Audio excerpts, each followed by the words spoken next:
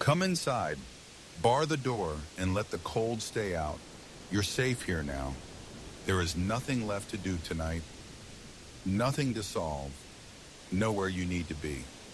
So settle down into the warmth of your bed, let your shoulders grow heavy, and let your breathing slow. Tonight I would like to take you somewhere far away and very quiet, to a small lighthouse on a lonely headland in the depths of a long, still winter, where an old keeper lives a slow and gentle life, and nothing ever happens in a hurry. You need only lie still and listen. Let the quiet carry you. The lighthouse stands at the very end of a low green headland where the land runs out into the gray winter sea. It is a tall, white, round tower weathered by 100 years of wind and salt, with a small stone cottage nestled at its foot. All around it there is nothing but the rolling moorland, the low stone walls, and the wind-buoyed, restless sea, stretching away to a soft gray horizon. It is a place at the edge of the world, and in winter, hardly a soul comes near it. That is why it is such a restful place to be. No one expects anything of it, and no one expects anything of you. The keeper of this light is an old man named Thomas. He has tended this lighthouse for more years than he can easily count, and he knows its every step and every sound. He is not a lonely man, though he lives alone. He has the sea for company, and the wind, and the great slow turning of the seasons, and the steady, faithful rhythm of the light. He has learned over all these quiet years that a small life, lived slowly and well, is a very good life indeed. And in the deep of winter, when the storms come in from the west and the nights are long, his life grows slower still and quieter and more peaceful than at any other time of the year. Let us join him now on an ordinary winter's evening as the short day fades. The light is already going from the sky, the last of it a pale, cold band low over the sea. Thomas is in the little cottage kitchen, and it is warm in here and snug. A fire burns low and steady in the black iron stove, and a kettle sits upon it, breathing a soft plume of steam. The single lamp on the table throws a warm circle of light across the worn wooden surface, and beyond it the corners of the room fade gently into shadow. Outside, the wind is beginning to rise, moving around the walls of the cottage, but in here all is warm and still and safe. He has had his supper, a simple bowl of soup and a piece of bread, and now he sits for a while in his old armchair by the stove, doing nothing much at all. This is his favorite hour. The work of the day is done, and the work of the night has not yet begun, and there is nothing to do but rest and listen to the fire and let his thoughts wander slowly wherever they please. The cat, an old gray creature named Pepper, is curled asleep on the rug at his feet, and now and then she stirs and stretches and settles again. And the small sound of her is the most comfortable sound in all the world. Presently, though, it is time to see to the light. Thomas rises slowly from his chair and takes up his lamp and steps through the low doorway that connects the cottage to the tower. And here we may follow him, quietly up the long spiral stair that winds around the inside of the lighthouse wall.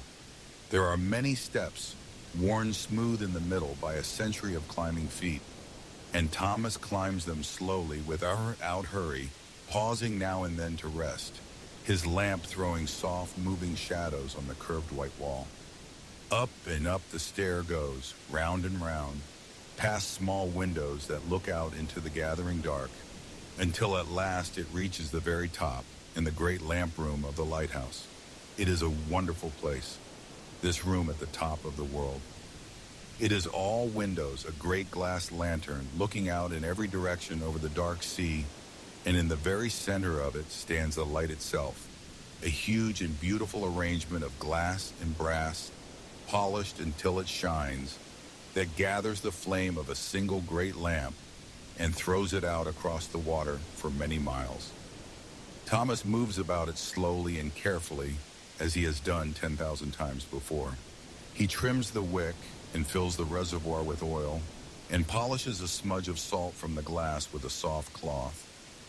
And then, as the last of the daylight dies away over the sea, he lights the lamp. There is a moment as the flame catches and grows, and the great lenses gather it up, when the whole room fills with a soft golden glow. And then Thomas sets the mechanism turning, and the light begins its slow and steady sweep, around and around and around, out across the dark water, a great slow beam of warm light turning through the winter night. It will turn like this all night long, faithful and unhurried, watching over the dark sea, guiding any ship that passes safely past the rocks. And Thomas stands for a moment and watches it, as he always does, and feels the deep, quiet satisfaction of it. The light is lit. All is well. The night may come. Down below, the wind has risen further now, and a soft rain has begun, and the two of them together make a low and soothing music around the tower. The long sigh of the wind and the gentle patter of the rain against the glass. But up here in the lamp room and down there in the snug cottage, all is warm and dry and safe. There are few feelings in all the world that as good as being warm and safe inside while a storm blows harmlessly by outside. Let the wind sigh, let the rain fall. It cannot touch you here. It only sings you its soft, wild song and asks nothing of you at all. Thomas makes his way back down the long spiral stair, slowly, slowly, his lamp lighting the way, and returns to the warmth of the cottage. He will not sleep the whole night through, for a keeper must rise now and then to tend the light. But for now he may rest. He settles back into his armchair by the stove and takes up a book, an old and much-read book that he has read many times before, and reads a few slow pages by the light of the lamp. The fire crackles softly. The cat sleeps on.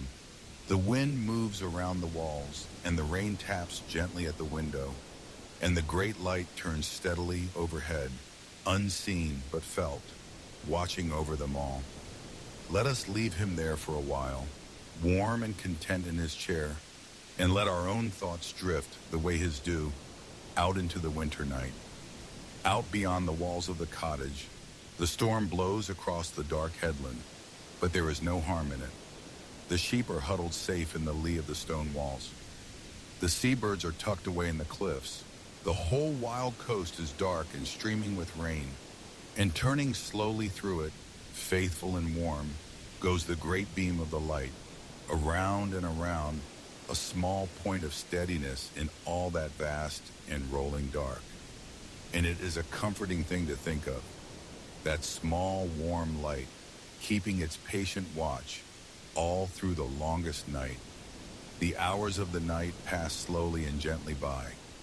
Now and then Thomas rouses himself and climbs the long stair to tend the light, to trim the wick and check the flame, and then descends again to his chair and his rest. The storm rises and blows itself out and settles into a soft and steady rain. Pepper the cat wakes and washes herself and pads across the room and curls up again in a new warm spot. The fire burns down to a deep red glow, and Thomas banks it carefully so that a little warmth will last until morning. And through it all, the light turns on, steady and slow, watching over the dark and quiet sea. And now the deepest part of the night has come, the still hour when all the world is sleeping.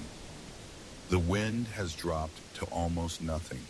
The rain has softened to a whisper. The sea far below has calmed, and its long, slow breathing against the rocks is the only sound in all the dark. Thomas sits in his chair by the glowing stove, warm and drowsy and at peace, his book fallen closed in his lap, his eyes growing heavy. The cat sleeps, the light turns, and the great soft silence of the winter night settles over the little lighthouse at the edge of the world and holds it gently in the dark. There is nothing more to do tonight, nothing more to see, Bowie. The light is lit and turning, and it will keep its faithful watch until the dawn. The storm has passed, The cottage is warm, and there is nowhere in all the world you need to be but here, in this soft bed, in the quiet dark, as safe and as warm as the old keeper dozing in his chair, with the fire glowing low and the great light turning slowly overhead. So let your body grow heavy against the bed, as heavy and as still as the sleeping sea.